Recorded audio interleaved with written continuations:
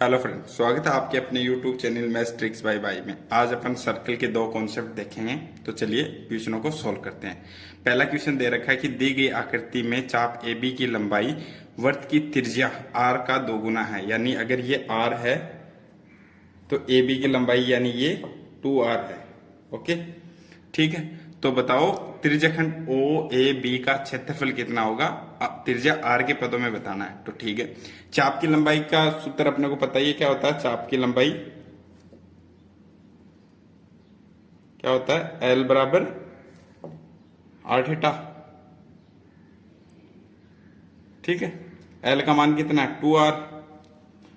Theta और are का are हो गया, आर से आर कट गया तो यानी थीटा बराबर क्या आ गया? 2 आ गया अपने पास। ठीक है, अब त्रिज्याखंड का सूत्र क्या होता है? त्रिज्याखंड का क्षेत्रफल क्या होता है?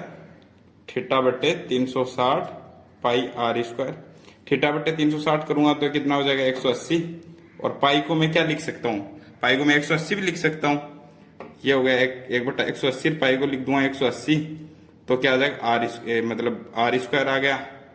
तो ये आर इससे कट गया यानी त्रिज्याखंड का क्षेत्रफल कितना आ जाएगा मेरे पास? आर स्क्वायर, जो कि अपना आंसर है।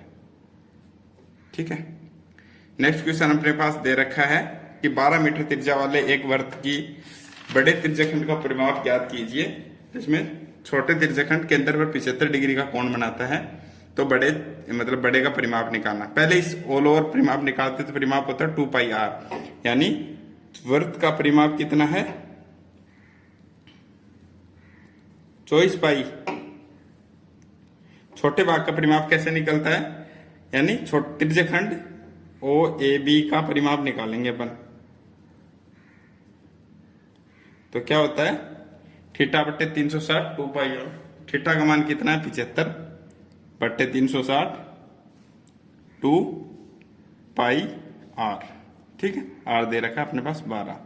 इसको सोल्व करेंगे तो अपने पास आएगा 5π। यानी इसका परिमाप कितना आ गया? 5π। तो ऊपर का कितना बच गया? ये 19π बच गया और ये है 5π इसका परिमाप। लेकिन ये देखो बड़े वाले त्रिज्याखंड में क्या है? ये दो, ये भी तो ऐड हो गई। तो बड़े भाग के त्रिज्याखंड का परिमाप कितना होगा?